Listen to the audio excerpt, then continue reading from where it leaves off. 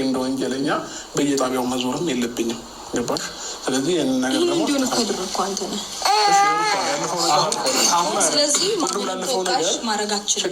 ላለፈው ነገር በሙሉ ችግር የለም። ሶሪ፣ በጣም ይቅርታ። ከዚህ በኋላ እንደዚህ አይነት ነገሮች አይደገሙም። ግን ደግሞ አንቺን በራስሽ መንገድ ማስተካከል ያለብሽን ነገሮች ማስተካከል አለብሽ። ገባሽ? እና ዋናው ነገር ደግሞ እኔ የምላችሁ ምንድን ነው ክርክር። አሁን በጣም እናንተ ላይ ረጅም የማስተውለው ነገር ክርክር ነው። ሁለታችሁ መከራከር ይቅርባችሁ። ባገኘኋችሁ ቁጥር እናንተ ለሁለት ትከራከራላችሁ። አንዳችሁ ለአንዳችሁ መደማመጥ አትችሉ። ምን እየነገርከኝ ነው? ምን እየነገርከኝ ነው? ምን የሄደበት እያወራ ነው። እና እናንተ ባገኘኋችሁ ቁጥር ትከራከራላችሁ። ብዙ ማትግባቡ ገብቶሻል አይደል ሩታ? አንተም ብሆን እሷ ስታወራታለህ፣ አንተ ስታወራታለህ። እንደዚህ አይሆንም። አንዳችሁ ልትደማመጡ ይገባል። ከዛም ባለፈ ደስ የሚለው ነገር ህግ ቦታ መሄዳችሁ በቃ እኛ ሩታ ላይ ብንጮም ልክ አይደለም ብንልም እንደ ወንድም ቢሰማን ቡዜም በጣም ተሰምቷት በጣም ብዙ ነገር ነው ከእሷ ጋር ሌላ ውስጥ የገባችሁ ማለት ነው። እንደዛ ብንገባም ግን አንዳንዴ ደግሞ ህግ ቦታ ሲኬድ ብዙ ነገር ታውቃላችሁ።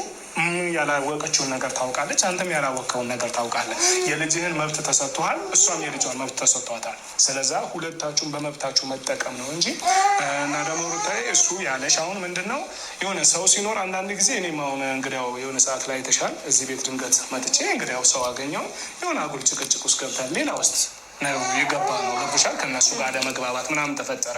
ልክ እንደዛ እንዳይሆንብኝ ከሰው ጋር ሳገኝ የሆነ ሌላ ውስጥ ከምገባ በቃ ሁለታችሁን ባገኝ የሚል ነው ሀሳቡ እንጂ ሰው ቤተሻ ይምጣ ወይ ደግሞ ሰው አታግኝ እንደዛ አይነት አይደለም። ምሳሌ ሩታዬ እኔ እሱን በመጀመሪያ ማውርቼው ስለነበረ ነው ይህንን እምልሽ። አንቺ ከእሱ ጋር በጣም ብዙ ተጨቃጨቅን፣ በጣም ብዙ ማለት ነው። ምክንያቱም ልክ አይደለም እኔ ምን ላድርግ ነው የሚለው እሱ። እኔ ልጄን እንደፈለግኩኝ ማየት እችላለሁ። በቃ ልጁ የኔ ነው። እሷን አውቃለሁ ብዙ ነገር አጥፍቼ በድያት ሊሆን ይችላል። ነገር ግን ልጄ ሁለታችን እስከመሆኑ ድረስ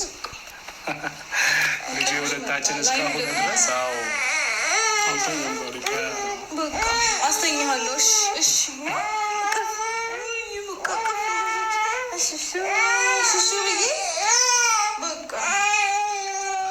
ረባሽ እየሆነ ነው እንዴ?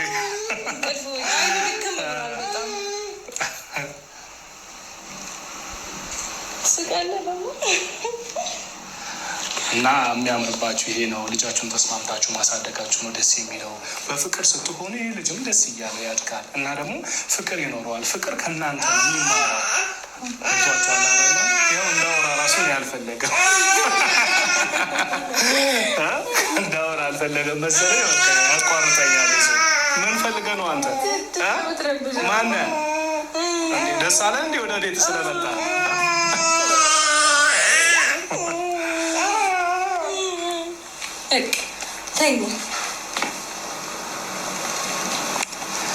እና ይህንን እልሃለሁ ወንድሜ። ሩታዬ ምናልባት ወይ ስላልተኛ ርቦትም ሊሆን ይችላል እና ወይ ደግሞ እንቅልፍ እየወሰደው ነው።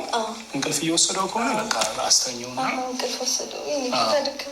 እሱንም አቁመን ከምንከራከር አስተኝቼው ልውጣ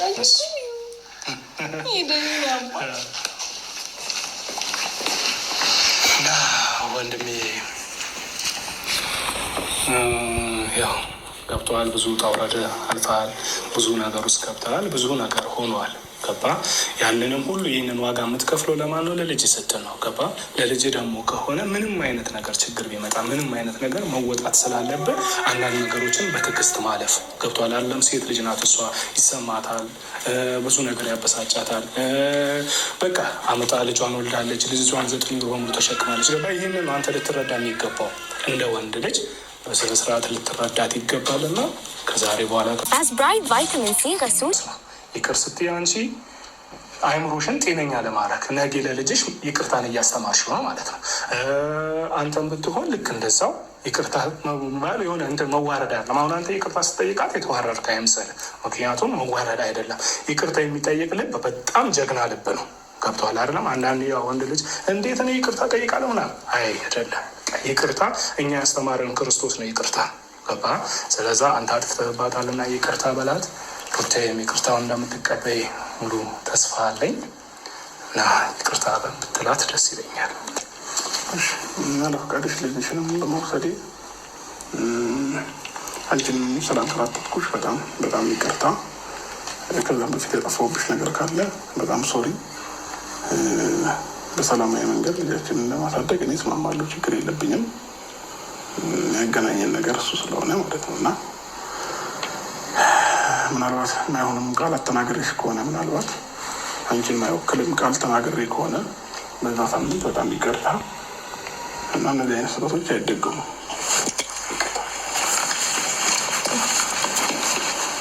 ምንድን ነው ሳቁ እንጂ እንደዚህ አኩርፋችሁ ነው እንዴ?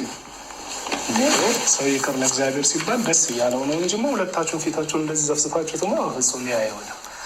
ወይስ በአንድ እንዴት እንስቃለን ብላችሁ ነው?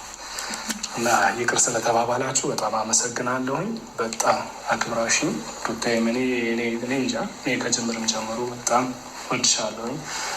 የሆነ በቃ እግዚአብሔር ቢልልኝ ነገራችሁ አሁን ከፈጣሪ ጋር ነገራችሁ ቢስተካከል ቁም ባይ በጣም ደስ ይለኛል። ግን ከአሁን በኋላ እንዳልኳችሁ በቃ አሁን እናንተ ማሰብ